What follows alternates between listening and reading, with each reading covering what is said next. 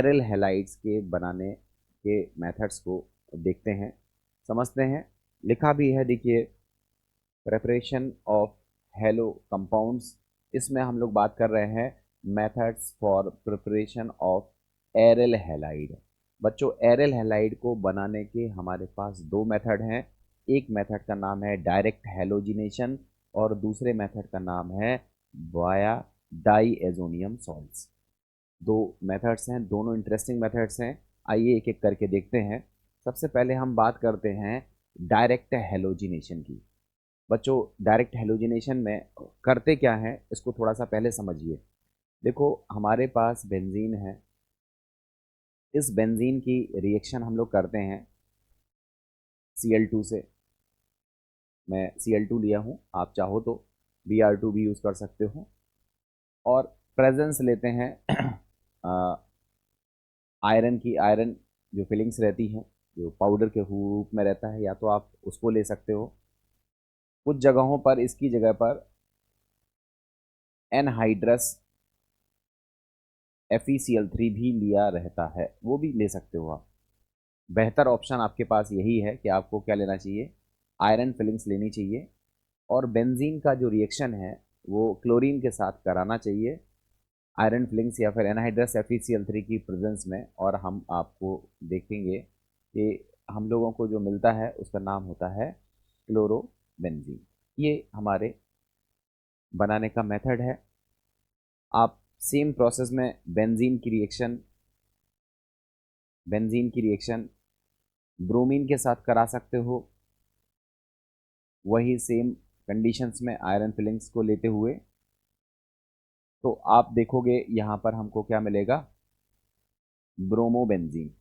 इस तरह से हम क्लोरोबेंजीन ब्रोमोबेंजीन का फॉर्मेशन कर लेते हैं। इस मेथड से हम फ्लोरोबेंजीन और आयोडोबेंजीन का फॉर्मेशन नहीं करते हैं। रीजंस वही पुराने वाले हैं जो डिस्कस किए हुए थे। तो इस मेथड को हम बोलते हैं डायरेक्ट हैलोजिनेशन मेथड।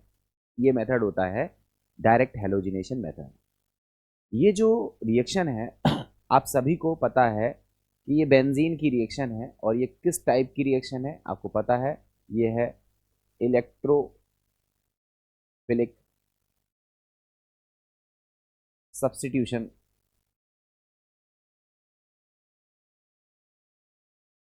रिएक्शन। ये जो रिएक्शन है ये इलेक्ट्रोफिलिक सब्स्टिट्यूशन टाइप की रिएक्शन है। और बेंजीन इलेक्ट्रोफिलिक सब्स्टिट्यूशन रिएक्शन को देता है। अब बच्चों, आपने एक चीज़ और भी पढ़ी है कि अगर हम बेंजीन से कोई ग्रुप अटैच कर दें, बेंजीन से कोई ग्रुप अटैच कर दें, तो अगर ये ग्रुप इलेक्ट्रॉन रिलीजिंग ग्रुप है, इलेक्ट्रॉन रिलीजिंग ग्रुप है, दैट मीन्स ये इलेक्ट्रॉन को बेंजीन रिंग की तरफ शिफ्ट करता है। या कहें तो बेंजीन की इलेक्ट्रॉन डेंसिटी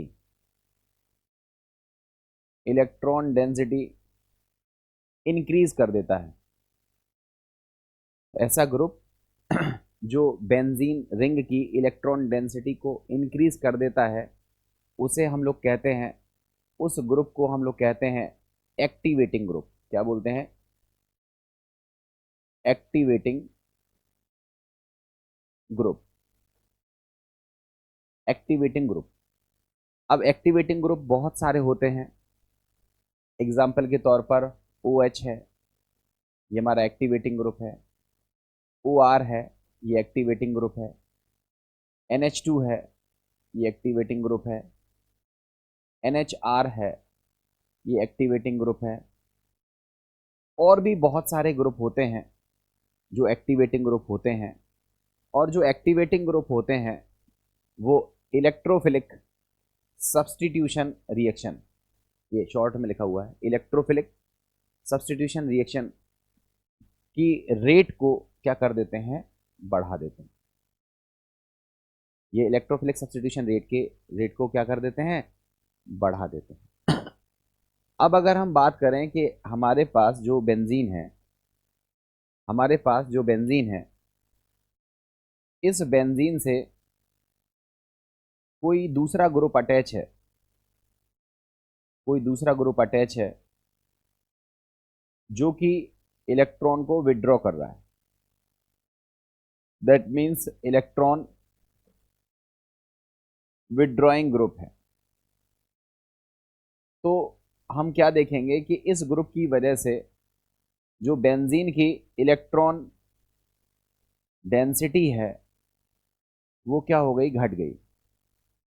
और ऐसे ग्रुप को हम लोग तब कहते हैं डीएक्टिवेटिंग ग्रुप, डीएक्टिवेटिंग ग्रुप। और जो डीएक्टिवेटिंग ग्रुप होते हैं उसके बहुत सारे एग्जाम्पल हैं। एक एग्जाम्पल का नाम है साइनो ग्रुप, दूसरे एग्जाम्पल का नाम है एल्डिहाइडिक ग्रुप, तीसरे ग्रुप का नाम है कार्बोक्सिलिक ग्रुप। ऐसे बहुत से ग्रुप हो सकते हैं, मैंने एक दो ग्रुप लिखे हुए हैं। ये सब डीएक्टिवेटिंग ग्रुप हैं और ये इलेक्ट्रोफिलिक सब्स्टिट्यूशन रिएक्शन के रेट को क्या कर देते हैं, डिक्रीज कर देते हैं। बच्चों ये चीज़ आपको दिमाग में रखनी चाहिए।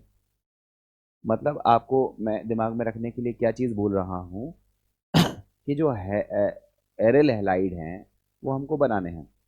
एरल हैलाइड को बनाने के लिए हम सबसे पहले कौन सा मेथड यूज़ कर रहे हैं, डायरेक्ट हैलोजिनेशन। डायरेक्ट हैलोजिनेशन में हम लोग करते क्या हैं, बेंजीन की रिएक्शन कराते हैं, हैलोजन के साथ कराते हैं, प्रेजेंस लेते हैं, या तो आयरन फ्लिंग्स की प्रेजेंस ले सकते हो या एनहाइड्रस FeCl3 की प्रेजेंस ले सकते हो। एनहाइड्रस FeCl3 की प्रेजेंस लेने में ध्यान रखना होता है कि जो FeCl3 है वो वाकई में एनहाइड्रस हो। अगर इसने मॉइस्चर के साथ रिएक्शन कर ली तो फिर ये एनहाइड्रस नहीं रहेगा और फिर ये कैटलिस्ट की तरह बिहेव नहीं कर पाएगा और इलेक्ट्रोफिलिक सब्स्टिट्यूशन रिएक्शन को नहीं प्रदर्शित कर पाएगा। इसलिए बहुत ज़रूरी होता है कि ये या तो एनहाइड्रस ही लिया जाए, या फिर अगर आपको एनहाइड्रस नहीं मिल रहा है तो फिर आप उसकी जगह पर आयरन फिलिंग्स का यूज़ कीजिए, रिएक्शंस को गर्म कीजिए और आपको देखो मिलेगा क्लोरोबेंजीन। इस मेथड को बोलते हैं डायरेक्ट हैलोजिनेशन मेथड। और ये जो मेथड है, ये जो रिएक्शन है, ये किस टाइप की रिएक्शन है, तो याद रखना होगा ये इलेक्ट्रोफिलिक सब्स्टिट्यूशन टाइप की रिएक्शन है। और इलेक्ट्रोफिलिक सब्स्टिट्यूशन रिएक्शन में मैकेनिज्म किस तरह से रिप्रेजेंट होती है ये मैं आपको थोड़ा सा लिख करके बता दे रहा हूँ। देखो हमारे पास है फॉर एग्जांपल बेंजीन, ठीक है, हमारे पास है बेंजीन, हमने इसकी रिएक्शन कराई है क्लोरीन से और प्रेजेंस ले ली है किसकी, एनहाइड्रस FeCl3 की। तो हमको क्या मिला है, क्लोरोबेंजीन, और साथ में क्या मिला है, HCl, यही मिला है ना। अब इसकी मैकेनिज्म कैसे लिखी जाएगी, तो इसमें सबसे पहले स्टेप नंबर 1, पहला स्टेप क्या होता है कि जो क्लोरीन होता है Cl, सिंगल बॉन्ड Cl, वो रिएक्शन करता है FeCl3 से, जो कि होता है कैसा, एनहाइड्रस। एनहाइड्रस FeCl3 जो होता है वो लुईस एसिड की तरह बिहेव करता है। ये बॉन्ड बॉन्ड जो है वो क्लीवेज होगा और ये जाकर के इससे जुड़ जाएगा। एट लास्ट हम देखेंगे कि हमको जो रिजल्ट के फॉर्म में मिलेगा वो होगा Cl+ और साथ में होगा FeCl4-। इसको कहेंगे कि ये क्या है, इलेक्ट्रोफाइल है। इलेक्ट्रोफाइल बनेगा फर्स्ट स्टेप में। अब इसके बाद आएगा step number second. Step number second में हम क्या देखेंगे, स्टेप नंबर सेकंड में हम देखेंगे कि जो हमारे पास क्लोरीन या जो हमारा इलेक्ट्रोफाइल बना है, इट अटैक ऑन बेंजीन। ये बेंजीन पर क्या करता है, अटैक करता है। इस तरह से ये इलेक्ट्रोफाइल का अटैक होगा। मैं थोड़ा सा इस तरफ बना दे रहा हूँ, थोड़ा सा समझाने में मुझे आसानी रहेगी, ऐसे में हाथ उल्टा पड़ रहा है। ये यहाँ पर हमने किया बेंजीन और उस बेंजीन पर हमने अटैक कराया किसका, electrophile that is Cl plus का। अब अटैक किस तरह से हुआ उसको आप देखो। पहले ये बॉन्ड ब्रेक हुआ, Cl प्लस ने जाकर इस वाले कार्बन से अटैक किया, और अटैक करने के बाद हमको एज ए जो रिजल्ट जो हमको मिला वो इस तरह का कंपाउंड था। ये कंपाउंड हमको मिला। ये कंपाउंड जो है, उस कंपाउंड की बड़ी खास बात है, ये कंपाउंड बनेगा। ये कंपाउंड कैसा है, नॉन एरोमेटिक है, नॉन एरोमेटिक कंपाउंड है।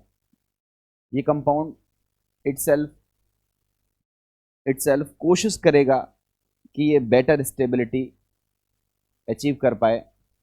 दैट मीन्स ये रिजोनेंस स्टेबलाइज होने की कोशिश करेगा, बट रिजोनेंस से जो स्टेबिलिटी मिलेगी वो उतनी ज़्यादा स्टेबिलिटी नहीं मिल पाएगी जितनी कि एरोमेटिक प्रॉपर्टी होने की वजह से स्टेबिलिटी आती है। मीन्स जो कार्बोकैटायंस होते हैं अगर वो एरोमेटिक नेचर के हैं तो वो हाईली स्टेबल होंगे, और अगर वो एलिफेटिक टाइप के हैं, भले रिजोनेंस उसमें आ रहा है तो उनमें स्टेबिलिटी नहीं आएगी। They all are non aromatic in character. ये क्या है, नॉन एरोमेटिक कैरेक्टर के होते हैं। ये कितना भी रिजोनेंस स्टेबलाइज हो जाए, ये कंपैरेटिवली क्या होते हैं, लेस स्टेबल होते हैं। तब जाकर के फिर हम लोग क्या करते हैं, स्टेप नंबर 3 पर मूव करते हैं। स्टेप नंबर 3 हम मूव करते हैं, और स्टेप नंबर 3 में क्या होता है, ये जो हमारा एक हाइब्रिडाइज्ड, ये बेंजीन नहीं है एक्चुअली, ये हाइब्रिड पार्ट है उसका। मैं थोड़ा सा हाफ बना दूं जिससे आपको डाउट ना रहे। ये हमारे पास जो बेंजीन का जो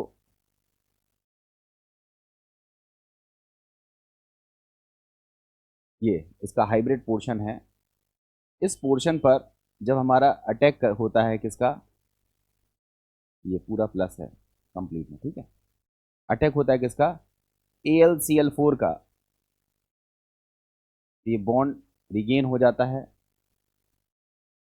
और यहाँ से हमको सब्स्टिट्यूशन के बाद एट लास्ट जो मिलता है वो होता है क्लोरोबेंजीन, और साथ में AlCl3 अलग हो जाता है, साथ में HCl अलग हो जाता है। इस तरह की मैकेनिज्म देखने के लिए मिलती है। मैकेनिज्म देखने का मतलब है कि फर्स्ट स्टेप में इलेक्ट्रोफाइल जनरेट होता है, सेकेंड स्टेप में वो इलेक्ट्रोफाइल अटैक करता है बेंजीन से या बेंजीन के डेरिवेटिव से, और हम देखते हैं कि अटैक के बाद हम लोगों को जो कंपाउंड मिलता है वो कंपाउंड नॉन एरोमेटिक नेचर का होता है। नॉन एरोमेटिक नेचर का होने की वजह से ये फिर से अपने एरोमेटिक प्रॉपर्टी को गेन करने के लिए दोबारा से आगे फर्दर अटैक करता है, और हम लोगों को एट लास्ट क्या मिल जाता है, हेलोएरीन मिल जाता है। और ये हेलोएरीन की जो डायरेक्ट हेलोजिनेशन का जो मैकेनिज्म है वो मैंने यहाँ लिखा हुआ है, ठीक है। समझ में आ जाए, मैंने वो स्टेप्स लिखे हुए हैं। कुछ स्टेप्स को और स्टैंडर्ड वे में लिखा जाता है, बट अभी हमारा सेगमेंट मैकेनिज्म लिखना, बोर्ड कराना नहीं है। ये बताना इसलिए ज़रूरी है क्योंकि इससे रिलेटेड कई सारी चीज़ें आप लोगों को अभी देखने के लिए मिलेंगी। तो बच्चों ये चीज़ मैंने आपको बता दी। अब एक एक करके फटाफट देखते चलो, आपको खुद ही समझ में आ जाएगा। Preparation of aryl halide by direct halogenation. देखो डायरेक्ट हेलोजिनेशन में क्या होता है, direct halogenation of arenes can be done by electrophilic substitution reaction. Clear. In alkenes electrophilic addition reaction take place. जो एल्कीन होती हैं उनमें क्या होता है, इलेक्ट्रोफिलिक एडिशन रिएक्शन होता है, but in benzene electrophilic substitution reactions occur due to aromatic nature of benzene. बच्चों याद रखना आप, यहाँ पर हमारे पास एक है एल्कीन, एक है हमारे पास एल्कीन, इसमें इलेक्ट्रोफिलिक एडिशन रिएक्शन होती है, पूरा ये लिखा हुआ है इलेक्ट्रोफिलिक एडिशन रिएक्शन। और जो हमारे पास बेंजीन होती है उसमें इलेक्ट्रोफिलिक सब्स्टिट्यूशन रिएक्शन देखने के लिए मिलती है। एल्कीन में इलेक्ट्रोफिलिक एडिशन रिएक्शन और बेंजीन में इलेक्ट्रोफिलिक सब्स्टिट्यूशन रिएक्शन देखने के लिए मिलती है। अब हम बात करते हैं इलेक्ट्रोफिलिक सब्स्टिट्यूशन रिएक्शन की। तो देखो, in electrophilic substitution reaction the electrophile is attacked to the pi electron cloud of nucleophile that is benzene. Electrophilic addition reaction में, सॉरी, इलेक्ट्रोफिलिक सब्स्टिट्यूशन रिएक्शन में क्या होता है, जो बेंजीन का जो पाई इलेक्ट्रॉन क्लाउड है, देखो ये जो बेंजीन का पाई इलेक्ट्रॉन क्लाउड है, ये बेंजीन का पाई इलेक्ट्रॉन क्लाउड है, ये अटैक करता है, ये अटैक करता है ये जो पाई इलेक्ट्रॉन क्लाउड है बेंजीन का, ये अटैक करता है किससे? इलेक्ट्रोफाइल पर। ये अटैक करता है किस पर? इलेक्ट्रोफाइल पर। और इलेक्ट्रोफाइल पर अटैक होने के बाद, ये मैं थोड़ा सा और स्पष्ट बना दे रहा हूं, ये पाई इलेक्ट्रॉन क्लाउड है, ये अटैक करता है किस पर? इलेक्ट्रोफाइल पर। ये हमारे पास क्या है? इलेक्ट्रोफाइल है। अब देखो, पढ़ के देख लो। In electrophilic substitution reaction, the electrophile is attacked to pi electron cloud of nucleophile that is benzene। ठीक है। अब देखो आगे की बात बोली जा रही है। Aryl chloride, bromide are prepared using Cl2 Br2 and Lewis acid as catalyst. मैंने आपको बताया डायरेक्ट हेलोजिनेशन जब हम कराते हैं तो क्लोरीन की रिएक्शन करा सकते हैं, ब्रोमीन की रिएक्शन करा सकते हैं, साथ में हमें प्रेजेंस लेनी पड़ेगी लुईस एसिड की। वो लुईस एसिड जनरली हम FeCl3 लेते हैं, या फिर आप चाहो तो ZnCl2 भी ले सकते हो, या AlCl3 भी ले सकते हो। लिखा है आगे एक्टिवेटिंग ग्रुप। मैंने अभी हाल एक्टिवेटिंग ग्रुप के बारे में बताया। एक्टिवेटिंग ग्रुप ऐसे ग्रुप जो बेंजीन की इलेक्ट्रॉन डेंसिटी बढ़ा देते हैं उसे बोलते हैं activating group. Activating group increase the electron density of the benzene ring. Groups like, इसके एग्जाम्पल लिखे हैं OH, NH2, OCS3 and CH3 are ortho and para directing group. ये ऑर्थो और पैरा डायरेक्टिंग ग्रुप होते हैं, साथ में एक्टिवेटिंग ग्रुप होते हैं। ये इलेक्ट्रोफिलिक सब्स्टिट्यूशन रिएक्शन की स्पीड को क्या कर देते हैं? बढ़ा देते हैं। Already prepared FeBr3 and FeCl3 is not use. मैंने आपको फिर बताया, हमें जो FeCl3 या FeBr3 लेना पड़ता है वो एनहाइड्रस होना चाहिए। अगर हम पहले से प्रिपेयर किया हुआ FeCl3 या FeBr3 ले लेंगे तो उसको यूज़ नहीं करते हैं। क्यों नहीं करते हैं?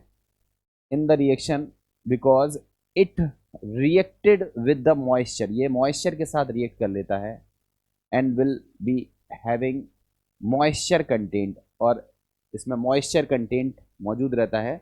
Moisture means H2O means base, Lewis base, और एनहाइड्रस FeCl3 ये क्या है? Lewis acid. इनके बीच में एसिड बेस न्यूट्रलाइजेशन टाइप की रिएक्शन होती है and reduce the activity of catalyst. और अगर एसिड बेस रिएक्शन हो गई तो जो कैटलिस्ट है उसकी कैटेलिटिक प्रॉपर्टी डिक्रीज हो जाएगी। So in actual practice iron filings in presence of chlorine और ब्रोमीन आर कॉमनली यूज। इसलिए जब हम रिएक्शन में यूज करते हैं तो आयरन फिलिंग्स का यूज करते हैं, और उससे क्या होता है कि फ्रेशली प्रिपेयर्ड FeCl3 या FeBr3 बनता है और वो कैटलिस्ट का प्रॉपरली वर्क करता है और ये जो रिएक्शन है वो स्मूथ हो जाती है। The reaction is done in dark. इसको हम लोग डार्क कंडीशन में कराते हैं। ये इंटरेस्टिंग बात है, ये डार्क कंडीशन में कराई जाती है to avoid the possibility of free radical substitution pathway. और ये ऐसा इसलिए कराया जाता है जिससे फ्री रेडिकल सब्स्टिट्यूशन रिएक्शन का पाथ न बनने लगे, क्योंकि अगर फ्री रेडिकल सब्स्टिट्यूशन रिएक्शन का पाथ बनने लगेगा तो इस रिएक्शन में ढेरों प्रोडक्ट्स बन जाएंगे, जो अनडिजायरेबल प्रोडक्ट्स होंगे वो सब यहाँ पर बनने लगेंगे। तो बच्चों, ये आपके डायरेक्ट हेलोजिनेशन में मुद्दे की बातें थी। अब फटाफट देखो आप, वहाँ हमने अभी एग्जाम्पल लिया था बेंजीन का, ये टोलुइन का एग्जाम्पल है। टोलुइन में ये जो CH3 है ये कैसा ग्रुप है? एक्टिवेटिंग ग्रुप है। जब हम इस पर हेलोजन की रिएक्शन कराएंगे तो आने वाला हेलोजन या तो ऑर्थो पे जुड़ेगा या पैरा पे जुड़ेगा।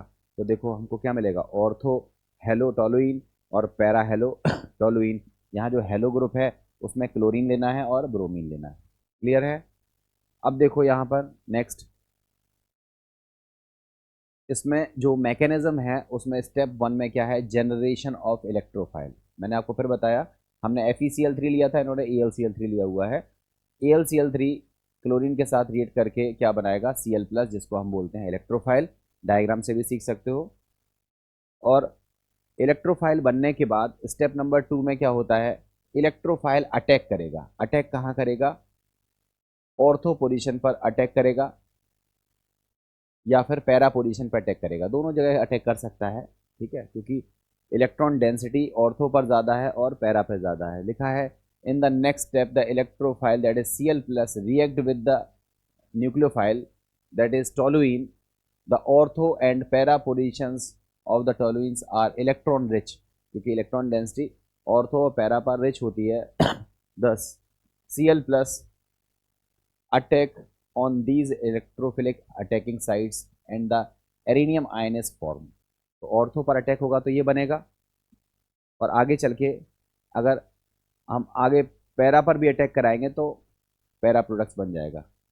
फिर जब ये ऑर्थो पैरा प्रोडक्ट्स बन जाएगा तो वो कैसा होगा, नॉन एरोमेटिक कैरेक्टर का होगा, और उसको फिर से एरोमेटिक कैरेक्टर के लिए बदलने के लिए हम उस पर जो AlCl4 था या फिर FeCl4 था उसकी रिएक्शन कराएंगे। लिखा है देखो, the aromaticity of the toluene is lost in the formation of arenium ion. जब एरिनियम आयन बनता है तो उसकी एरोमेटिसिटी क्या हो जाती है, लॉस्ट हो जाती है। So it is unstable in nature. In the last step, the abstraction of base occur from the erinium ion to form the final ortho-substituted aromatic product. तो जो बेस आता है वो H को हटाता है और लास्ट में ऑर्थोक्लोरोटोलुइन की हमें फॉर्मेशन होती हुई दिख जाती है। The same mechanism is followed for the formation of para product. ये ऑर्थो के लिए मैकेनिज्म दिख रही है, ऐसे ही मैकेनिज्म आप पैरा प्रोडक्ट्स के लिए भी बना सकते हो। दोनों प्रोडक्ट्स हमको बनते हुए दिखते हैं। अब देखो, हमने आपको बताया कि Cl2 और Br2 ज़्यादातर यूज़ करी जाती है। देखो F2 के केस में क्या है, F2 is highly reactive and difficult to store and the reaction is highly exothermic. चूँकि F2 बहुत ज़्यादा रिएक्टिव है, इस रिएक्शन में बहुत ज़्यादा एनर्जी निकलती है, तो कभी कभी एक्सप्लोजन भी हो जाता है और F2 को स्टोर करना भी मुश्किल रहता है। इसलिए फ्लोरिनेशन हम नहीं कराते हैं, हम क्लोरीन और ब्रोमीन को प्रिफर्ड करते हैं, ठीक है। Only Lewis acid act as a catalyst. इसमें लुईस एसिड को हम कैटलिस्ट की तरह बिहेव करते हैं। रीज़न, अगर लुईस एसिड होगा तो वो इलेक्ट्रोफाइल जनरेशन में हेल्प करेगा। आपने देखा स्टेप नंबर 1 में क्या होता था कि लुईस एसिड रिएक्ट करता था Cl2 से तो वो Cl+ बनता था। अगर उसमें लुईस एसिड कैरेक्टर नहीं होगा तो इलेक्ट्रोफाइल जनरेशन में हेल्प नहीं हो पाएगी, इलेक्ट्रोफाइल जनरेट ही नहीं होगा। इसलिए यहाँ ज़रूरी चीज़ है कि जो कैटलिस्ट होना चाहिए वो लुईस एसिड टाइप का होना चाहिए, जिससे इलेक्ट्रोफाइल का जनरेशन इजीली हो पाए। और फिर उसके बाद तमाम सारी बातें यहाँ लिखी हुई हैं।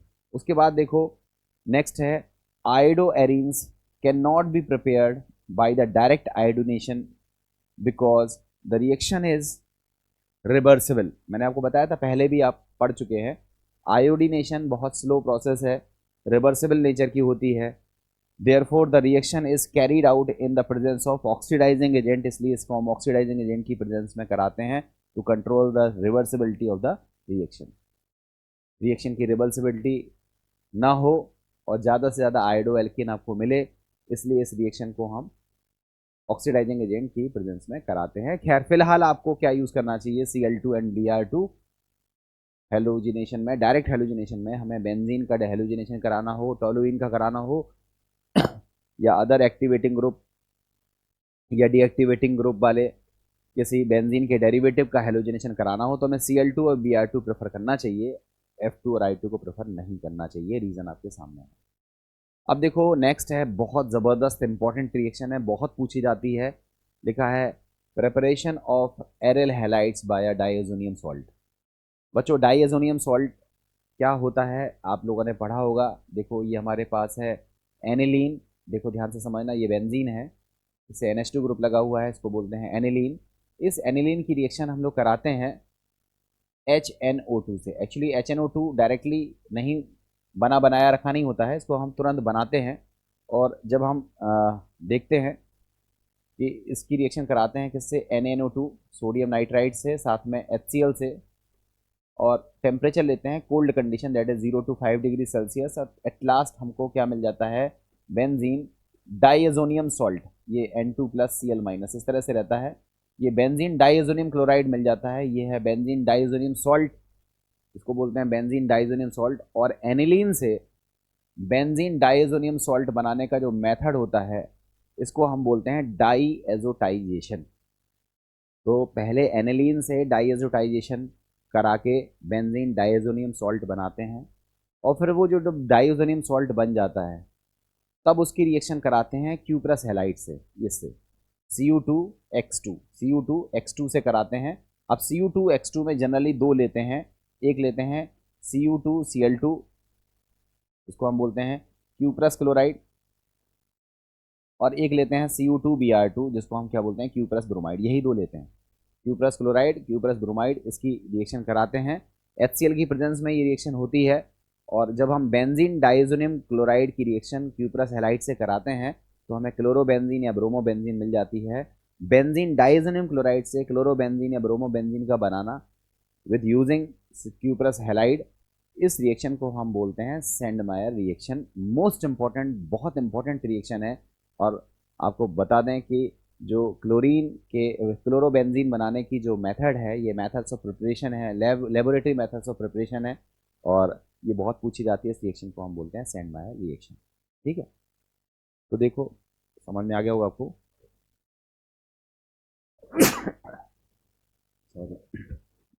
लिखा हुआ है when freshly prepared diazonium salt.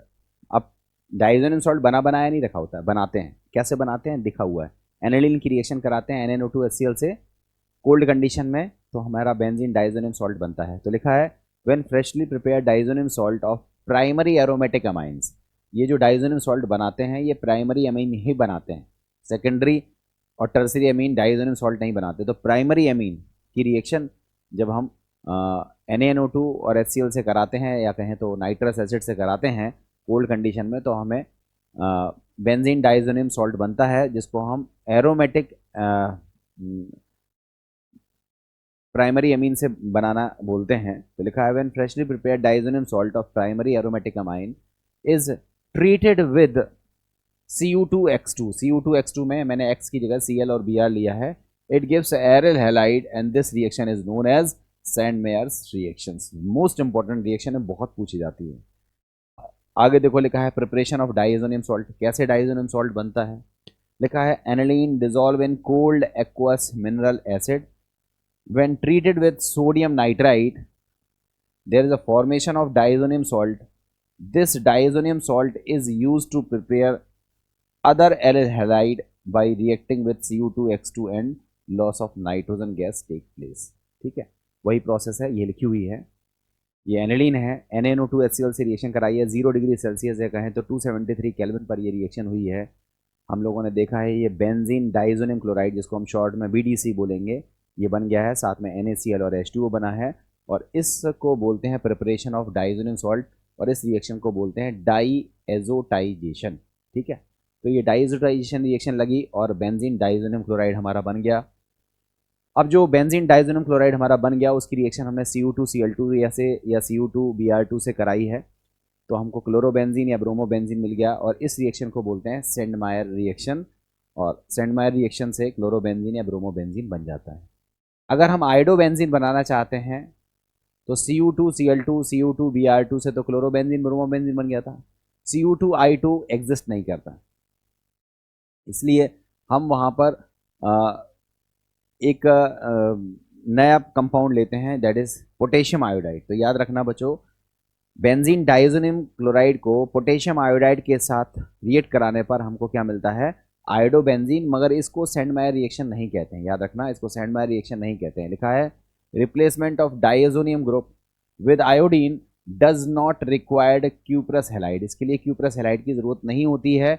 It can be done, sorry मैं गलत बोल गया, Cu2I2 या कहें तो Cui एग्जिस्ट तो करता है, मगर यहाँ रिक्वायरमेंट नहीं है, यहाँ आप डायरेक्टली पोटेशियम आयोडाइड या सोडियम आयोडाइड का यूज़ कर सकते हो। ठीक है, it can be done with Ki although we are preparing iodobenzene with the same substrate, that is benzene diazoxide chloride BDC, is this is not considered as Sandmeyer reaction. Nitrogen is a good leaving group. ठीक है, ध्यान रखना जब हम KI के साथ reaction कराएंगे तो आयोडोबेंजीन बन जरूर जाएगा, मगर इसको आप सैंडमेयर रिएक्शन नहीं बोलोगे। ठीक है, अब देखो बच्चों कुछ बढ़िया इंटरेस्टिंग क्वेश्चंस हैं, और ये क्वेश्चंस आप लोगों के थोड़ा मैकेनिज्म कॉन्सेप्ट को यूज़ करते हुए बनाए गए हैं। देखो एक तरफ से क्वेश्चंस आपको खुद ही पता चल जाएंगे। क्वेश्चन है compound X with molecular formula C7H8। एक कंपाउंड X है जिसका फॉर्मूला क्या है, C7H8 है, is treated with chlorine in presence of FeCl3। तो पहले तो हम लोग ये सोचेंगे ये C7H8 है क्या। देखो कैसे सोचा जाता है इसको, देखो C7 अगर 7 कार्बन की एल्केन होती तो इसका फॉर्मूला क्या होता, C7H16। यही होता भाई, फॉर्मूला क्या होता है एल्केन का, यही होता है ना, CnH2n+2, यही होता है। अगर इसमें n की वैल्यू 7 रख देते तो 7 कार्बन का जो एल्केन बनता वो क्या बनता, C7H16। हमारे पास जो फॉर्मूला दिया है वो क्या है, C7H8। अब देखो इसमें डिफरेंस कितना है, तो कहोगे कार्बन तो सेम है, हाइड्रोजन में 8 हाइड्रोजन कम है। देखो कितने हाइड्रोजन कम है, 8 हाइड्रोजन कम है। 2 हाइड्रोजन का मतलब एक डबल बॉन्ड, 8 हाइड्रोजन का मतलब 4 डबल बॉन्ड।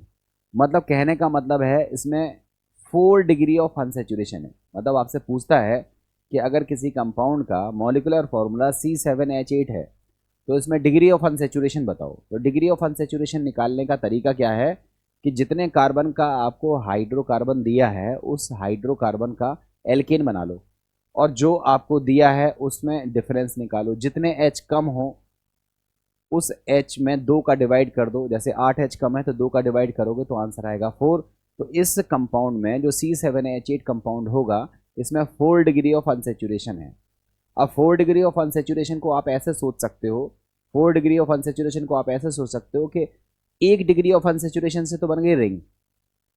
हो गई, ये समझ में नहीं आया, 1 डिग्री ऑफ अनसैचुरेशन से बन गई रिंग, इसका मतलब क्या हुआ। देखो अगर आप आपसे बोले हम कि एक एल्कीन है जिसका फॉर्मूला है C3H6, एल्कीन है ना, कैसे पता लगा, फॉर्मूला होता है CnH2n। ये किसका फॉर्मूला होता है, एल्कीन का।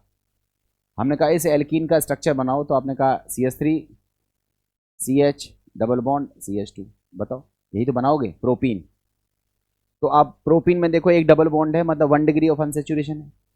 अब इसी फॉर्मूले से आप ये भी तो बना सकते हो, देखो ये भी तो बना सकते हो, CH2 एंड CH2। देखो ये भी तो बन सकती है, साइक्लोप्रोपेन भी तो बन सकती है, चेक कर लो।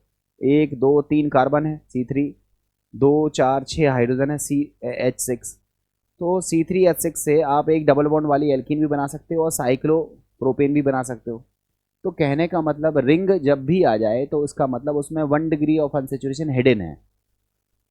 यहाँ पर हमारे पास 4 डिग्री ऑफ अनसैचुरेशन है, इसका मतलब एक तो होगी रिंग और 3 होंगे डबल बॉन्ड। और आप बताओ 6 कार्बन की अगर एक रिंग हो तो 1 डिग्री अनसैचुरेशन इसमें आ गया, और डबल बॉन्ड हो 3, तो ये क्या बन गई, बेंजीन। अब उस बेंजीन का फॉर्मूला क्या होता है, C6H6। अब अपन लोगों ने एक H हटाया और CH3 लगा दिया, एक H हटाया तो बचा C6H5 और इसकी जगह क्या लगा दिया, CH3। तो आप बताओ फॉर्मूला क्या बन गया, C7, 5 और 3 8 H8। तो आप बताओ C7H8 से हम क्या सोच सकते हैं कि C7H8 हो ना हो टोलुइन होगा। C7H8 हो ना हो क्या होगा, टोलुइन होगा। और अगर हम टोलुइन का क्लोरीनेशन करते हैं तो वो क्लोरीनेशन कहाँ होता है, ऑर्थो पर होता है और पैरा पर होता है। क्लोरीनेशन कहाँ पर होता है, ऑर्थो पर होता है और पैरा पर होता है। तो देखो पहले ऑप्शन में ऑर्थोक्लोरोटोलुइन पैराक्लोरोटोलुइन बना है, हमें लगता है यही आंसर होना चाहिए। बाकी को भी चेक कर लेते हैं, ऑर्थो और मेटा ये हो नहीं सकता। यहाँ पर पैरा, ये चौथा ऑप्शन है, यहाँ पे ये डी वाला ऑप्शन है, मेटा और ये हो नहीं सकता। और यहाँ मेटा ये बन ही नहीं सकता, मेटा वाला तो बनेगा ही नहीं, सो पॉसिबल ही नहीं है, क्योंकि जो टोलुइन होता है उसमें जो CH3 ग्रुप होता है वो ortho and para directing group होता है। तो इसका जो आंसर आना चाहिए वो पहला आंसर आना चाहिए, और थोड़ा सा एक्सप्लेन करके हम आपको बता देते हैं। देखो ये आपका आंसर आ रहा है, आंसर का एक्सप्लेनेशन लिखा हुआ है, आप देख के कर सकते हो, समझा मैंने दिया है। ठीक है, अब देखो इसमें find x in the given reaction. अब HBr का जब हम रिएक्शन कराते हैं तो ये यहाँ तो डबल बॉन्ड से रिएक्शन करेगा नहीं, क्योंकि बेंजीन तो एडिशन रिएक्शन देती नहीं है। एक ही पॉसिबिलिटी है कि ये जो HBr है उसमें एक H यहाँ जुड़े, Br यहाँ जुड़े, मार्कोनिकॉफ का फॉर्मेशन, मार्कोनिकॉफ के रूल को लगाते हुए हम यहाँ पर प्रोडक्ट बनाएंगे, क्योंकि ये फिनोलिक कंपाउंड है, इसमें डबल बॉन्ड कैरेक्टर आने की वजह से ये ग्रुप हट नहीं सकता, ये ग्रुप हटेगा नहीं, डबल बॉन्ड पर रिएक्ट होगा नहीं यहाँ पर, तो ले दे करके HBr केवल और केवल यहीं पर अटैक करेगा। तो आप बताओ नेगेटिव पार्ट कहाँ जाएगा, इस जगह पर, और H कहाँ जाएगा, इस जगह पर। तो आपको यहाँ पर Br लगाते हुए रिजल्ट दिखाई देगा। अब चॉइस चेक करते हैं कि क्या क्या दी हुई है। देखो यहाँ Br है, हमें लगता है यही वाला आंसर सही है। Br यहीं लगेगा, यहाँ तो लग नहीं सकता, यहाँ तो लग नहीं सकता, तो ये आंसर नहीं होगा। यहाँ देखो ये OH भी हटा दिया है, Br लगा दिया, ये तो पॉसिबल ही नहीं है। यहाँ देखो Br यहाँ लगा जरूर दिया है, मगर यहाँ OH को हटा दिया, OH का हटाना भी पॉसिबल नहीं है। तो इसका जो सही आंसर होगा वो क्या होगा, ए। इस तरह का प्रोडक्ट फॉर्मेशन होता हुआ दिखेगा। एक्सप्लेनेशन आपके सामने है, और इसमें मार्कोनिकॉफ रूल लग रहा है, जिस हिसाब से ये हमारा फाइनल आंसर होगा। अब देखो बच्चों, ये बहुत बढ़िया सुपर क्वेश्चन है। क्वेश्चन कह रहा है कंपाउंड C7H8, मैंने अभी हाल बताया C7H8 में 4 डिग्री ऑफ अनसेचुरेशन है, दैट मीन्स ये स्ट्रक्चर हो ना हो टोलुइन का होगा। अब इस टोलुइन की रिएक्शन हम पहले क्लोरीन से करा रहे हैं, और क्लोरीन से करा रहे हैं, और हम इसको गर्म करते हुए करा रहे हैं। उसके बाद फिर ब्रोमिनेशन करा रहे हैं, देन ZnHCl से रिएक्शन करा रहे हैं। ABC पूछ रहा है C क्या बनेगा। बच्चों ये बहुत अच्छी रिएक्शन है, इसको थोड़ा हम बता दें। सबसे पहले जब हम क्लोरीन की रिएक्शन टोलुइन की रिएक्शन कराएंगे, टोलुइन की रिएक्शन कराएंगे 3 मोल्स ऑफ क्लोरीन से, तो अपन लोगों में देखने के लिए मिलेगा ये जो H है टोलुइन का, C वाला H ये हट जाएगा, और हमको पहले क्या मिलेगा,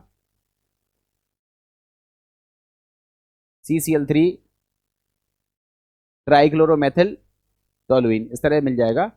ट्राइक्लोरोमेथिल बेंजीन हम लोगों को मिल जाएगा। ये कंपाउंड हो गया A, इसको बोलेंगे A। अब इस A का हमने क्या किया, ब्रोमिनेशन। क्लोरीनेशन में Cl2 की रिएक्शन कराते हैं, ब्रोमिनेशन में Br2 की रिएक्शन कराएंगे। बच्चों याद रखना ये डीएक्टिवेटिंग ग्रुप है और ये मेटा डायरेक्टिंग ग्रुप है, तो जो आने वाला Br ग्रुप है वो मेटा पोजीशन पे आएगा। तो जो B कंपाउंड बनेगा वो क्या होगा, CCl3 तो रहेगा, ये Br मेटा पोजीशन पे आएगा। एक चीज ये हो गया B। अब जब हम ZnHCl के साथ रिएक्शन कराएंगे तो ZnHCl क्या करेगा, इस कंपाउंड में CCl3 को हटा देगा, मतलब दोबारा से किस में बदल देगा, टोलुइन में कन्वर्ट कर देगा। ये इसका काम है। तो आप बताओ क्या मिल गया, मेटाब्रोमो टोलुइन मिलेगी, मेटाब्रोमो टोलुइन मिलेगी। इसका ए आंसर होगा, ये हमारा करेक्ट आंसर है। ठीक है, इस तरह से जो रिएक्टेंट्स हैं उसमें क्या क्या बनेगा वो मैंने बना के आपको दिखा दिया है, रिजल्ट आपको समझ में आ गया होगा। और थोड़ा देख लो, ये ए है, ये बी है, ये सी है, क्लियर हो गया होगा, और आंसर आपका ए होगा।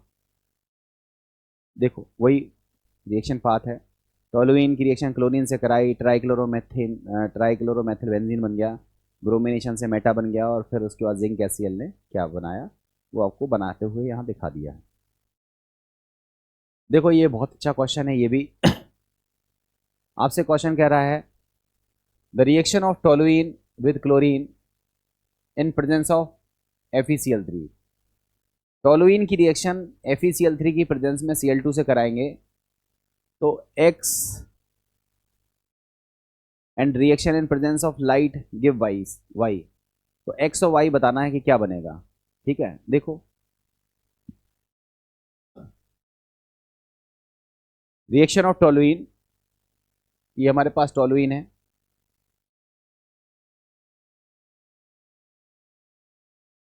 इसकी रिएक्शन करानी है क्लोरीन से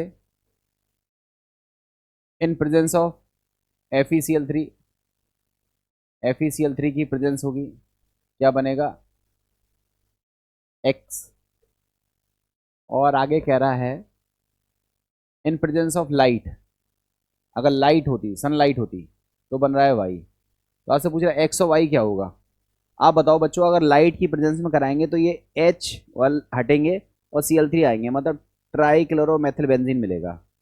तो आपको पता होना चाहिए जो Y है, जब हम लाइट की प्रेजेंस में करा रहे हैं तो ट्राई क्लोरोमेथिल बेंजीन बनेगा, तो Y जो होगा वो ट्राई क्लोरोमेथिल बेंजीन होगा। और अगर सिंपली हेलोजिनेशन करा रहे हैं तो ऑर्थो क्लोरो और पैरा क्लोरो बनेगा इसमें। तो ये बनेगा X बराबर क्या होगा, ऑर्थो एंड पैरा क्लोरोटोलुइन, और Y क्या होगा, ट्राई क्लोरो मेथिल बेंजीन। तो आपका जो सही आंसर होगा वो होगा C। ठीक है, इस तरह से करना है। सॉल्यूशन लिखा हुआ है, आप एक बार पढ़ के देख लेना। जो प्रोडक्ट्स बनते हैं वो मैंने बना दिया है। टोलुइन का अगर हम हेलोजिनेशन करते हैं, क्लोरीनेशन करते हैं, तो ऑर्थोक्लोरोटोलुइन पैराक्लोरोटोलुइन मिलेगा। और अगर हम सनलाइट की प्रेजेंस में करते हैं तो एक एक करके सारे एच हटेंगे और लास्ट मिलेगा ट्राइक्लोरोमेथिल बेंजीन। देखो ये भी क्वेश्चन एक और है, what products are form when the following compounds is treated with Br2 in presence of FeBr3। Br2 की रिएक्शन करानी है FeBr3 की प्रेजेंस में इस कंपाउंड से। तो बच्चों इस कंपाउंड से अगर हम रिएक्शन कराएंगे तो देखो Br ग्रुप ऑर्थो और पैरा पर जाएगा, मगर इन दोनों की इस वाली पोजीशन को जिसको हम ऑर्थो कह रहे हैं यहाँ पर Br नहीं आएगा। क्यों नहीं आएगा, क्योंकि ये ग्रुप बल्की ग्रुप है, ये ग्रुप बल्की ग्रुप है और Br ग्रुप भी बल्की ग्रुप होता है, तो यहाँ हिंड्रेंस लगेगा, इसलिए Br को यहाँ नहीं लगाना है। अब आप कहाँ लगा सकते हो, तो कहोगे ये पोजीशन यहाँ लगाई जा सकती है, ये इसका ऑर्थो है और इसका पैरा है, यहाँ लगा सकते हो क्योंकि ये इसका ऑर्थो है, ये इसका पैरा है। यहाँ नहीं लग सकता है क्योंकि ये इसका मेटा है, ये इसका मेटा है, यहाँ नहीं लगेगा, यहाँ नहीं लगेगा। तो Br को आपको कहाँ लगाना है, या तो इस जगह पे लगाना है या इस जगह पे लगाना है। तो आप चेक कर लो, Br यहाँ लगा है, पॉसिबल नहीं है। Br यहाँ लगा है, यहाँ लगा है, ये पॉसिबल नहीं है। तीसरी चॉइस को देखो, Br यहाँ लगा है, Br यहाँ लगा है, ये पॉसिबल है। Br यहाँ लगा है और यहाँ मेटा पोजीशन है, ये पॉसिबल नहीं है, तो ये पॉसिबल नहीं है। तो इसका जो करेक्ट आंसर होगा वो कौन सा होगा, C आंसर होगा, जो हमारा बनता हुआ हमें दिखेगा। ठीक है, ये लिखा है correct answer is option C। Check कर लीजिएगा, डिटेल आंसर लिखा हुआ है, पढ़ लेना, मैंने समझा दिया आपको। ये बच्चों मेथड्स ऑफ प्रिपरेशन थे, और इसमें वो सारे मेथड्स ऑफ प्रिपरेशन मैंने विद डिटेल्स कवर किए जो आपके एनसीईआरटी में गिवन है, जो पूछे जाते हैं। अब हम लोग बात करते हैं हेलो एरीन या हेलो एल्केन या एल्किल हैलाइड की फिजिकल प्रॉपर्टीज़ के बारे में। बच्चों फिजिकल प्रॉपर्टीज़ में बहुत सारी प्रॉपर्टीज़ देखने के लिए मिलती हैं। जो जो क्वेश्चन जिस जिस तरीके से पूछे जाते हैं, हम हर तरीके से क्वेश्चन आपको बता दे रहे हैं। पहला है कलर एंड ऑर्डर, जनरली इससे क्वेश्चन आता नहीं है। दूसरा क्वेश्चन है बॉइलिंग पॉइंट, तीसरा है सॉलिबिलिटी और चौथा है डेंसिटी। इनसे क्वेश्चन क्रिएट हो सकते हैं। ज़्यादातर क्वेश्चन कहाँ से पूछे जाते हैं, बॉइलिंग पॉइंट से पूछे जाते हैं। बॉइलिंग पॉइंट से ज़्यादातर क्वेश्चन पूछे जाते हैं, बाकी आपको मैं बता सब दे रहा हूँ, बट ज़्यादातर क्वेश्चन बॉइलिंग पॉइंट से पूछे जाते हैं। ये इसकी फिजिकल प्रॉपर्टीज़ है, जल्दी जल्दी देख लेते हैं। सबसे पहले हम कलर एंड ऑर्डर की बात करें तो ये कलरलेस होती हैं, मगर जब हम ब्रोमोबेंजीन और आयोडोबेंजीन को एक्सपोजर ऑफ एयर में रखते हैं तब इसमें कलर डेवलप हो जाता है। जनरली ये कलरलेस होती हैं। और अगर स्मेल की बात करें तो स्मेल भी इसमें नहीं होती है, मगर जब इसमें स्मेल आती है तो फ्रूटी या मीठी स्मेल इसमें आती है। लिखा है generally halo compounds are colourless in their pure form, but bromides and iodides develop colour when exposed in air light. जब हम लाइट में छोड़ते हैं तब इनमें ब्रोमाइड और आयोडाइड में कलर आ जाते हैं। Generally volatile halogens compounds have sweet smell. जो वोलेटाइल होते हैं वो स्वीट स्मेल के होते हैं। इसका कलर एंड ऑर्डर है जो कि पूछा नहीं जाता है। बॉइलिंग पॉइंट की बात करें तो बॉइलिंग पॉइंट दो बातों पर डिपेंड करता है, एक है polarity and size of compound, और दूसरा है branching of the parent chain. इन दो बातों पर निर्भर करता है। देखो, ये हमारा कार्बन और हेलोजन का बॉन्ड है, आपको पता है इस पर पार्शियल नेगेटिव है, इस पर पार्शियल पॉजिटिव है, तो ये पोलर नेचर का है। अब 2 मिनट के लिए सोचो, सी एफ है, सी सी एल है, सी बी आर है, सी आई है, तो बताओ पोलरिटी सबसे ज़्यादा इसमें होगी, क्योंकि एफ और सी के बीच में इलेक्ट्रोनेगेटिविटी डिफरेंस ज़्यादा है। उसके बाद इसका नंबर आएगा, उसके बाद इसका नंबर आएगा, लास्ट में इसका नंबर आएगा। तो कहीं ना कहीं पोलरिटी अलग अलग है, फ्लोरो कंपाउंड्स में अलग है, क्लोरो में अलग है, ब्रोमो में अलग है, आयोडो में अलग है। जब पोलरिटी अलग अलग होगी तो फोर्स ऑफ अट्रैक्शन, डाइपोल जो बनेंगे उनके बीच में जो डाइपोल डाइपोल इंटरेक्शन होगा, या कहें तो जो इंटरेक्शन है, आयन आयन इंटरेक्शन है, डाइपोल डाइपोल इंटरेक्शन है, उसकी वैल्यू अलग अलग होगी, फोर्स ऑफ अट्रैक्शन अलग अलग होगा। तो कहीं ना कहीं बॉइलिंग पॉइंट वेरी करेगा, बदलेगा। तो जो बॉइलिंग पॉइंट है उसको डिसाइड करने के लिए हमें क्या चीज़ चेक करनी होती है, पोलरिटी चेक करनी होती है पहले नंबर पर। पोलरिटी के बाद हमें साइज चेक करना पड़ता है। जैसे मैथिल ग्रुप है, 2 मिनट के लिए हम यहाँ ले लें मैथिल आयोडाइड, फिर हम ले लें एथिल आयोडाइड, फिर हम ले लें प्रोपिल आयोडाइड। तो आप बताओ मैथिल में साइज छोटा है, एथिल का साइज बड़ा है और प्रोपिल का साइज और बड़ा है। तो जिसका साइज बड़ा होगा, अब यहाँ पर हमने एल्किल ग्रुप बदला है, आप चाहते तो क्लोरो ब्रोमो और आयोडो ले लेते। क्लोरो का मॉलिक्यूलर वेट कम होता है, ब्रोमो का ज़्यादा होता है, आयोडो का और ज़्यादा होता है। तो जैसे जैसे साइज बढ़ेगा उनके बीच में लगने वाला वॉन्डरवॉल फोर्स ऑफ अट्रैक्शन बढ़ जाएगा, और वॉन्डरवॉल फोर्स ऑफ अट्रैक्शन बढ़ गया, दैट मीन्स बॉइलिंग पॉइंट बढ़ जाएगा।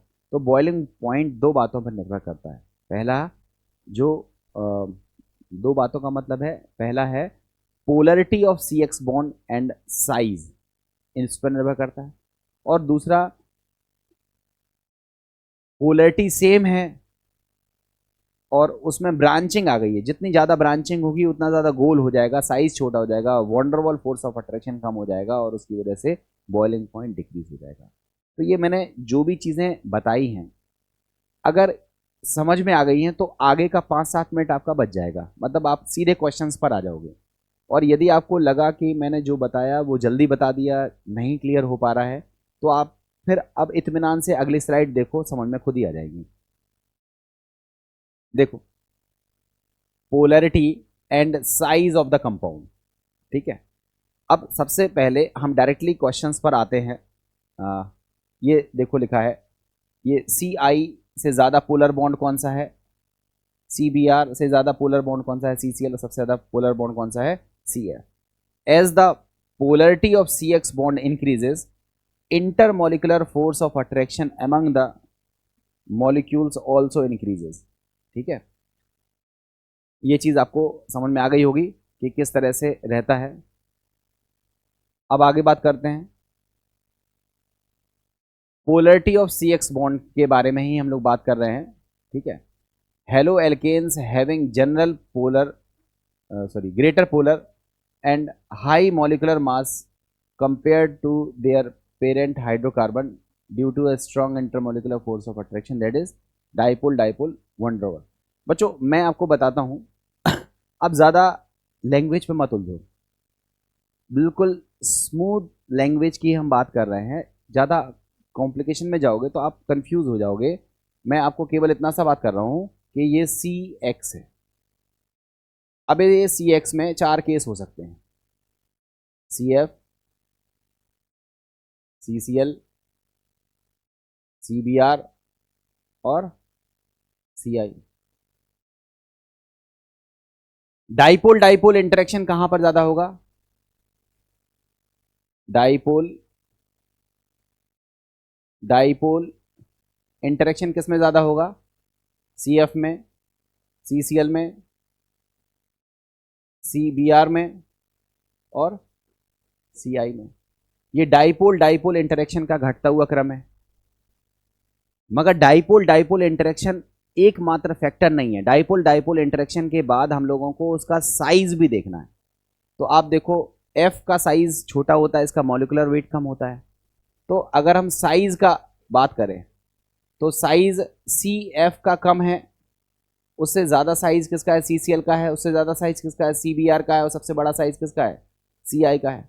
तो जो आयोडो एल्केन होती है उसमें no doubt dipole dipole interaction कम होता है, मगर उसका साइज फैक्टर ज़्यादा इम्पैक्टफुल होता है, इसलिए इसका जो बॉइलिंग पॉइंट है वो आयोडो एल्केन का ज़्यादा होता है फ्लोरो एल्केन के कंपेरिजन में। एल्किल फ्लोराइड, ध्यान से समझना बच्चों, alkyl fluoride, alkyl bromide, alkyl chloride और एल्किल आयोडाइड, चार ऑप्शन दिए हैं। Alkyl fluoride, alkyl chloride, alkyl bromide, alkyl iodide. हमने आपसे पूछा इन चारों में सबसे ज़्यादा बॉइलिंग पॉइंट किसका है, तो आपके दिमाग में दो बातें चलेंगी। पहली बात क्या चलेगी कि क्या इसको हम डाइपोल डाइपोल के हिसाब से आंसर दें या साइज के हिसाब से आंसर दें। तो डाइपोल डाइपोल के हिसाब से आंसर दोगे तो सबसे ज़्यादा बॉइलिंग पॉइंट किसका आना चाहिए? CF का। और साइज के हिसाब से आंसर दोगे तो किसका आंसर आना चाहिए? CI का। मगर यहां हम आपको बता दें कि जब एल्किल ग्रुप सेम होता है, मतलब ये मान लो मैथिल है, ये भी मैथिल है, ये भी मैथिल है, ये भी मैथिल है, तो हम लोग डाइपोल डाइपोल इंटरेक्शन से ज़्यादा साइज को इंपॉर्टेंस देते हैं। तो ऐसी सिचुएशन में हम क्या देखते हैं कि आयोडो एल्किन का जो बॉइलिंग पॉइंट है ज़्यादा आएगा, डाइपोल डाइपोल इंटरेक्शन से डोमिनेट करेगा जो आपका साइज है। ठीक है, अब दूसरा यहां देख लो आप, हेलो एल्केन्स हमारे पास है। Halo alkanes have greater polarity, high molecular mass.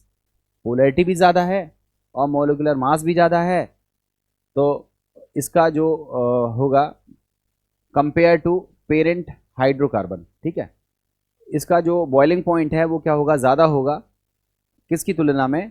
Parent hydrocarbon की तुलना में। मतलब जो हाइड्रोकार्बन होते हैं, हाइड्रोकार्बन मतलब समझते हो? Alkane, alkene. तो जो एल्केन एल्कीन है उससे बॉइलिंग पॉइंट ज़्यादा होता है किसका? हेलो एल्केन का या एल्किल हैलाइड का। क्यों ज़्यादा होता है? क्योंकि हाइड्रोकार्बन में केवल कार्बन और हाइड्रोजन है, तो नो डाउट इसका मॉलिक्यूलर मास तो कम होगा, मगर हेलो एल्केन या एल्किल हैलाइड में H हटके X आया है, तो हेलो ग्रुप आने की वजह से इसका मॉलिक्यूलर मास बढ़ गया।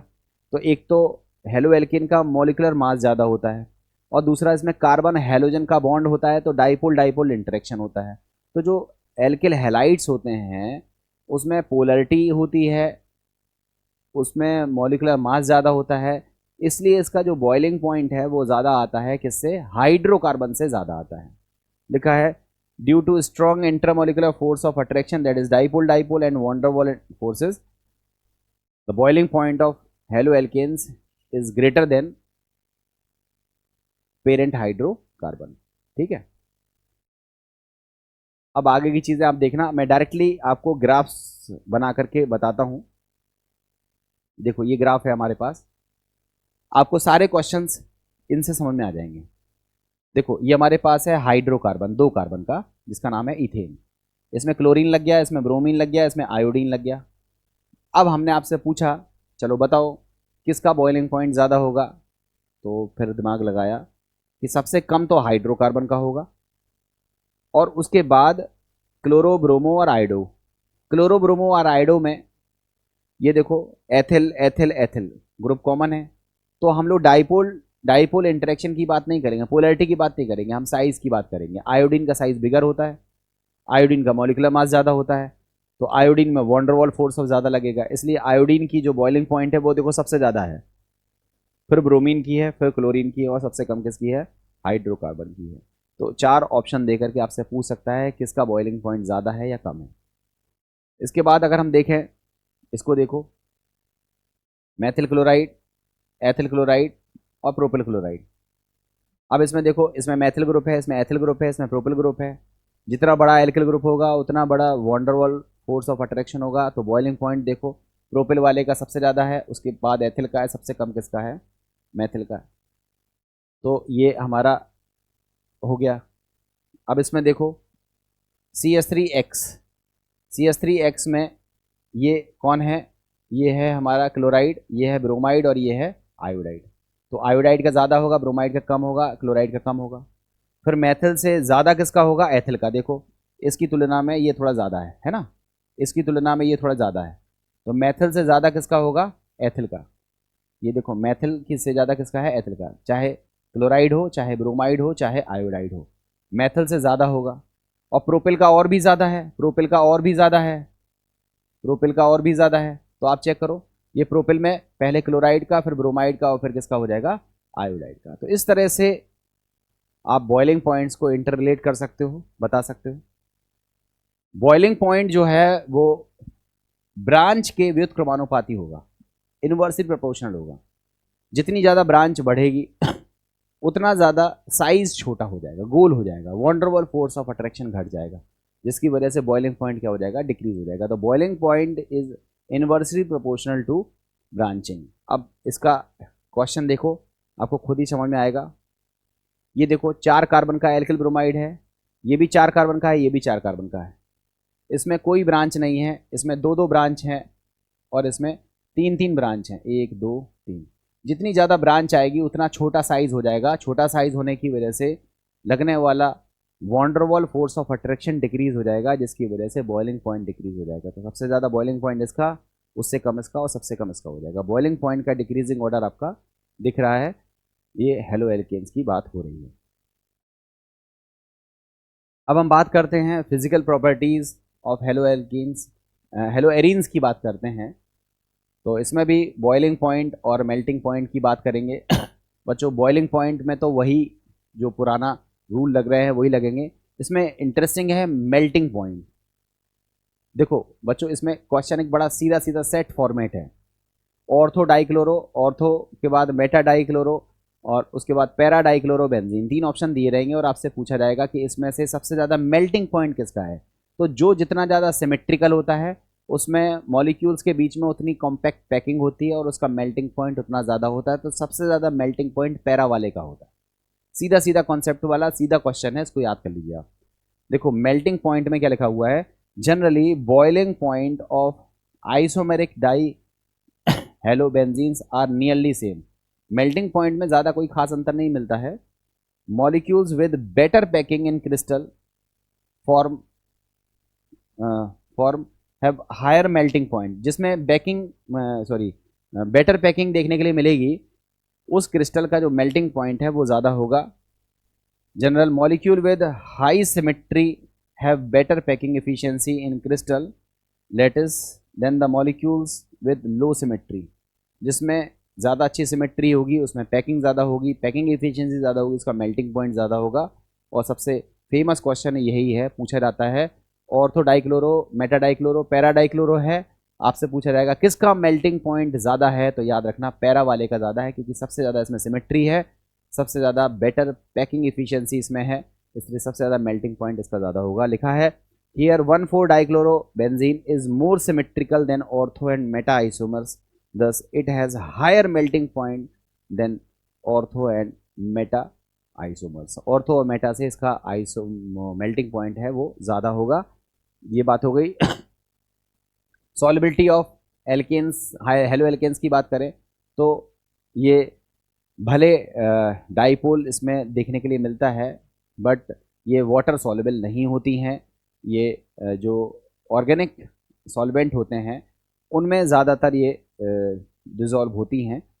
ये उतना स्ट्रॉन्ग ना तो हाइड्रोजन बॉन्ड बनाती है, ना वाटर के साथ डाइपोल डाइपोल प्रॉपर इंटरेक्शन दिखाती हैं। इसलिए हेलो एल्केन्स आर फीबली या बहुत कम डिज़ोल्व होती हैं वाटर में, और ज़्यादातर डिज़ोल्व किसमें होती हैं, ऑर्गेनिक सॉल्वेंट्स में ज़्यादातर डिज़ोल्व होती हैं। अब डेंसिटी की बात करें तो डेंसिटी में एज सच कोई ज़्यादा कठिन चीज़ नहीं है। डेंसिटी आप ऐसा समझ लो मॉलिकुलर मास पर डिपेंड करेगी। जिसका मॉलिकुलर मास ज़्यादा होगा उसकी डेंसिटी ज़्यादा होगी। देखो C3H7Cl, C3H7Br, C3H7I, इसमें क्लोरो ब्रोमो आइडो, आइडो का मॉलिकुलर मास ज़्यादा है, तो जिसका मॉलिकुलर मास ज़्यादा है उसका डेंसिटी ज़्यादा होगा। तो जैसे जैसे कार्बन बढ़ेंगे डेंसिटी बढ़ेगी, और अगर कार्बन कांस्टेंट है तो जैसे जैसे हैलोजन हैवियर होती जाएगी उसकी डेंसिटी बढ़ती जाएगी। ये डेंसिटी का ऑर्डर है, डेंसिटी भी पूछी नहीं जाती है, आप इसको रिलेट कर सकते हो। तो बच्चों ये हमारी थी फिजिकल प्रॉपर्टीज़, ये आपको समझ में आ गई होंगी।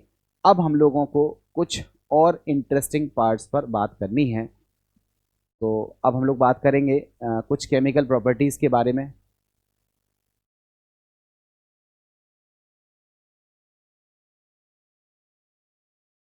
देखिए अब हम बात करते हैं chemical reaction of hello compounds. Hello compounds की केमिकल रिएक्शंस की बात करते हैं तो जो हेलो कंपाउंड्स हैं दैट मीन्स जो हेलो एल्केन्स हैं उनकी रिएक्शंस को हमने 3 कैटेगरी में बांटा है। Nucleophilic substitution reaction, elimination reaction और रिएक्शन विद मेटल्स। बच्चों आप ये दोनों पढ़ चुके हो। न्यूक्लियोफिलिक सब्स्टिट्यूशन रिएक्शन जिसमें एसएन रिएक्शन आती है और एसएन में कौन कौन आती है, SN1 आती है और SN2 आती है, SNI भी आती है बट हमें SN1 SN2 ज़्यादा डिटेल में पढ़नी है। एलिमिनेशन रिएक्शन भी आप पढ़ चुके हो, इसमें आपकी 3 आती हैं, आपको 2 पढ़नी है, E1 और E2। एक और आती है E1C भी जो हमने आपको बता तो दी है।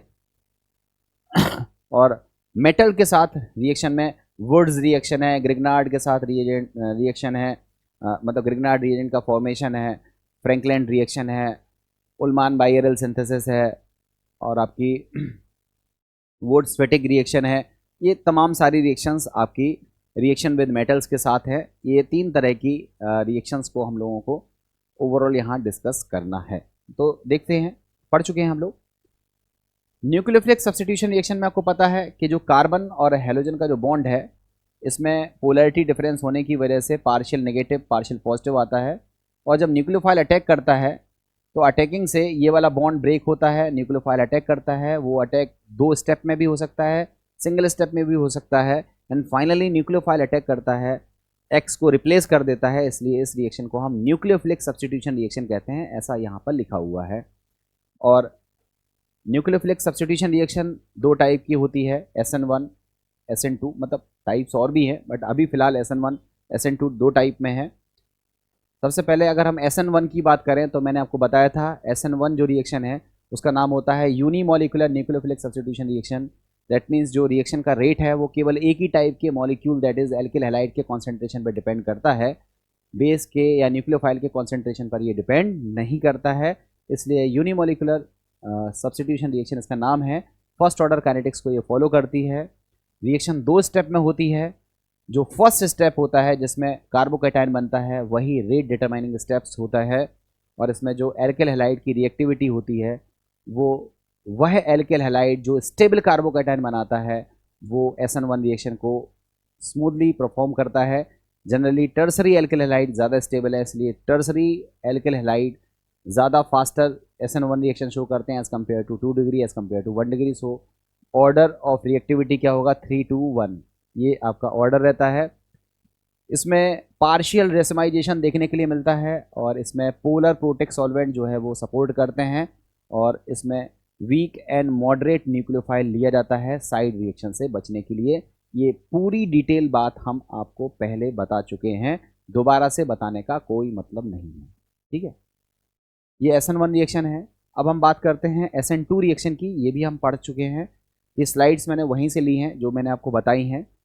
SN2 रिएक्शंस को हम बाई मॉलिकुलर न्यूक्लियोफिलिक सब्स्टिट्यूशन ये कहते हैं। इसमें जो रिएक्शन का रेट है ये 2 टाइप्स के मॉलिक्यूल के कॉन्सेंट्रेशन पर डिपेंड करता है। The first one is halo alkane या एल्किल हैलाइड के कॉन्सेंट्रेशन पर डिपेंड करता है, एज वेल एज बेस के कॉन्सेंट्रेशन पर भी ये रेट इसका डिपेंड करता है। ये सेकंड ऑर्डर काइनेटिक्स को फॉलो करता है और इसका नाम होता है by molecular nucleophilic substitution reaction.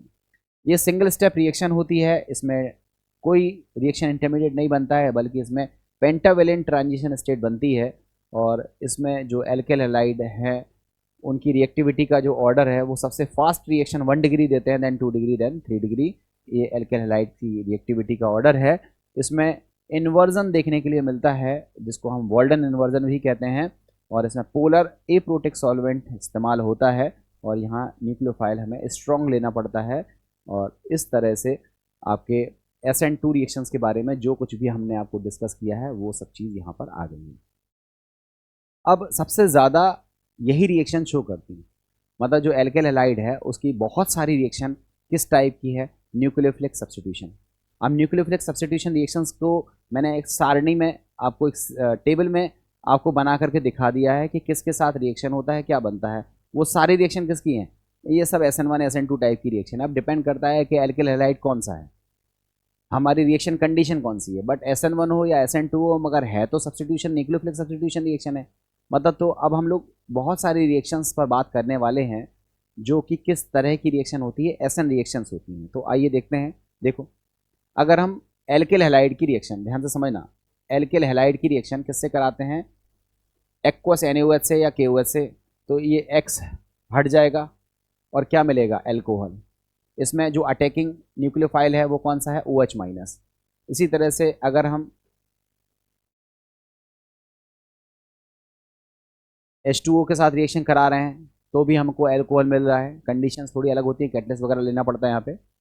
अगर हम एल्किल हैलाइड की रिएक्शन सोडियम एल्कोक्साइड से करा रहे हैं, सॉरी किससे करा रहे हैं, सोडियम एल्कोक्साइड से करा रहे हैं, तो आपको मिल रहा है ईथर। आपको पता होगा इस रिएक्शन को हम लोग बोलते हैं विलियमसन सिंथेसिस, और ये ईथर बनाने का प्रोसेस है। अगर हम एल्किल हैलाइड की रिएक्शन सोडियम आयोडाइड से करा रहे हैं तो NaX अलग हो जाएगा, सोडियम आयोडाइड बनेगा, एल्किल आयोडाइड बनेगा, ठीक है। इसको आप एसीटोन के साथ रिएक्शन कराते हो, आप लोगों ने इस रिएक्शन को पढ़ा भी होगा। इस रिएक्शन को हम बोलते हैं फ्रैंकलिन रिएक्शन बोलते हैं। इसके बाद अगर हम एल्किल हैलाइड की रिएक्शन अमोनिया के साथ कराते हैं तो हमको एमीन मिलता है। एमीन के साथ कराते हैं, 1 डिग्री एमीन के साथ कराते हैं तो हमें 2 डिग्री एमीन मिलता है। ये सब रिएक्शन कौन सी रिएक्शन है, ये न्यूक्लियोफिलिक सब्स्टिट्यूशन रिएक्शन के ही एग्जाम्पल्स हैं, ठीक है। अब देखो आगे कुछ रिएक्शन और हैं। हम सिल्वर कार्बोक्सिलेट के साथ रिएक्शन कराते हैं, एस्टर बनता है। लिथियम एल्यूमिनियम हाइड्राइड से रिडक्शन कराते हैं, एल्केन मिलता है। एल्किल मेटल के साथ रिएक्शन कराते हैं जिसमें हम वुड्स रिएक्शन वगैरह का इस्तेमाल करेंगे तो हमारी एल्केन बनती है। सोडियम थायो एल्किल NaSH के साथ कराते हैं तो हम लोगों को क्या मिलता है, थायो ईथर मिलता है। H2S के साथ कराते हैं, थायो अल्कोहल मिलता है। सेकेंडरी अमीन से कराते हैं, टर्सरी अमीन मिलता है। ये सारी रिएक्शन कौन सी हैं, ये सब न्यूक्लियोफिलिक सब्स्टिट्यूशन रिएक्शन है। आपने इंटर लेवल में ये रिएक्शन दुनिया भर की पढ़ी होंगी, ठीक है, दुनिया भर की रिएक्शन आपने ये पढ़ी होंगी और आपको आती भी होंगी, ऐसा नहीं है कि कोई स्पेशल रिएक्शन है। हाँ, ये सब इंपॉर्टेंट है। पोटेशियम साइनाइड से जब हम रिएक्शन कराते हैं तो हम लोगों को मिलता है एल्किल साइनाइड, ये बहुत पूछा जाता है। और जब हम सिल्वर साइनाइड के साथ रिएक्शन कराते हैं तो हमको मिलता है एल्किल आइसोसाइनाइड, ये क्वेश्चन पूछा जाता है। पोटेशियम नाइट्रेट के साथ रिएक्शन कराते हैं तो मिलता है एल्किल नाइट्राइट, और सिल्वर नाइट्रेट के साथ रिएक्शन कराते हैं तो हम लोगों को मिलता है नाइट्रो एल्केन। तो इस तरह से बच्चों ये क्वेश्चन बहुत पूछे जाते हैं। सबसे ज़्यादा पूछे जाने वाले क्वेश्चन है कि पोटेशियम साइनाइड के साथ जब रिएक्शन कराते हैं तो एल्किल साइनाइड बनता है, किसकी रिएक्शन कराते हैं, एल्किल हैलाइड की। आगे पढ़ा रहा हूँ। सिल्वर साइनाइड के साथ आइसोसाइनाइड बनता है, KNO2 के साथ एल्किल नाइट्राइड बनता है, और AgNO2 के साथ हमारा नाइट्रो एल्किन बनता है। ये क्वेश्चन पूछे जाते हैं, इन क्वेश्चंस को हम लोग आगे देख रहे हैं। देखो बच्चों, जो हमारा CN है या जो NO2 है, ये हमारा होता है एम्बीडेंटेड न्यूक्लियोफाइल। पूछा जाता है एम्बीडेंटेड न्यूक्लियोफाइल्स क्या होते हैं, तो ऐसे न्यूक्लियोफाइल्स तो जानते ही हो, जो इलेक्ट्रॉन रिच होते हैं, ठीक है, उन्हें हम लोग क्या बोलते हैं, न्यूक्लियोफाइल। अब न्यूक्लियोफाइल न्यूट्रल भी हो सकते हैं, न्यूक्लियोफाइल हमारे नेगेटिवली चार्ज भी हो सकते हैं। अब आप बताओ कि एक न्यूक्लियोफाइल है जिसमें दो डोनर साइट्स हैं। डोनर साइट्स का मतलब है न्यूक्लियोफिलिक सेंटर्स जो हैं वो 2 हैं। इधर से भी लोन पेयर या इलेक्ट्रॉन डेंसिटी डोनेट हो सकती है, इस तरफ से भी इलेक्ट्रॉन डेंसिटी डोनेट हो सकती है। तो ऐसे न्यूक्लियोफाइल जिसमें 2 डोनर साइट्स हों या 2 न्यूक्लियोफिलिक सेंटर्स हों, उसको हम क्या बोलते हैं, एम्बीडेंटेड न्यूक्लियोफाइल। तो लिखा है न्यूक्लियोफाइल विद 2 न्यूक्लियोफिलिक साइट्स और सेंटर्स, इसको हम क्या बोलते हैं, एम्बीडेंटेड। और एम्बीडेंटेड के एग्जांपल्स तो बहुत सारे हैं, बट बड़े फेमस एग्जांपल हैं CN और NO2। CN में देखो C साइड से डोनेट हो सकता है, CN में N साइड से डोनेट हो सकता है, ठीक है। C साइड से भी डोनेट हो सकता है और N साइड से भी डोनेट हो सकता है। अब बच्चों याद रखना, C सिंगल बॉन्ड C कैसा होता है, स्ट्रॉन्ग, और C सिंगल बॉन्ड C जो है वो वीक होता है। वो कैसा होता है, वीक बॉन्ड होता है। अब आप बताओ, अगर हम एल्किल हैलाइड की रिएक्शन पोटेशियम साइनाइड से कर दें, तो पोटेशियम साइनाइड तो आयनिक कंपाउंड है, तो K+ मिलेगा, Cn- मिलेगा। अब आप बताओ Cn- ये सॉल्यूशन में फ्री है, Cn-, और जब Cn- फ्री है तो बॉन्ड C साइड से भी बन सकता है, N साइड से भी बन सकता है। आपको बताओ बॉन्ड बनाना कहाँ से पड़ेगा, C साइड से। क्यों बनाना पड़ेगा, क्योंकि C बॉन्ड क्या होता है, स्ट्रॉन्ग होता है। एल्किल में भी C होता है और साइनाइड का भी C होता है, तो वहाँ पर क्या देखने के लिए मिलेगा, साइनो कंपाउंड। तो जब पोटेशियम साइनाइड के साथ रिएक्शन कराते हैं तो पोटेशियम साइनाइड का आयोनिक नेचर होता है, इसलिए सॉल्यूशन में Cn- आयोनिक फॉर्म में रहता है, और चूंकि ये एम्बिडेंटेड लिगेंड है इसलिए ये सी साइड से भी बॉन्ड बना सकता है, एन साइड से भी बॉन्ड बना सकता है। चूंकि कार्बन कार्बन बॉन्ड ज़्यादा स्ट्रॉन्ग होता है as compare to carbon nitrogen bond, इसलिए सी साइड से बॉन्ड बनता है और हमको एल्किल साइनाइड मिलता है जब हम पोटेशियम साइनाइड की रिएक्शन कराते हैं। और जब हम यही रिएक्शन हम किसके साथ कराएंगे, यही रिएक्शन हम एल्किल हैलाइड की रिएक्शन हम AgCN के साथ कराएंगे। तो बच्चों ये जो कंपाउंड है ये कोवेलेंट होता है। कैसा होता है? कोवेलेंट होता है। जब कोवेलेंट है तो C का बॉन्ड तो ऑलरेडी बना हुआ है, तो ये जो N है बस वही अटैक करने के लिए फ्री है।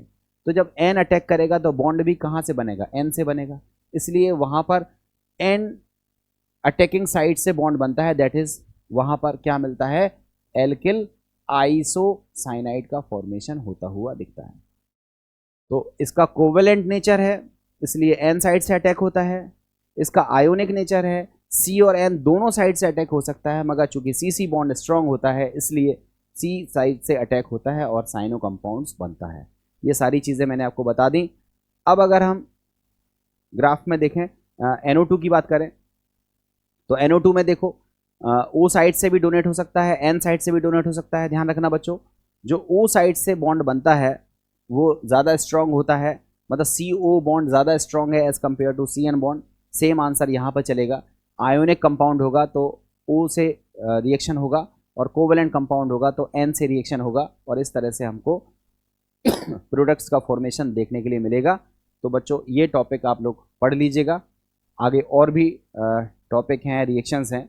अब आगे अगर क्लास हम लोगों को और कंटिन्यू होती हैं, एल्किल हैलाइड से रिलेटेड और भी क्लास कंटिन्यू होती हैं, तो अभी इसमें कुछ पढ़ाने के लिए है अभी हमारे पास, तो हम उसको डिस्कस करने के बाद तब क्वेश्चंस को डिस्कस करेंगे।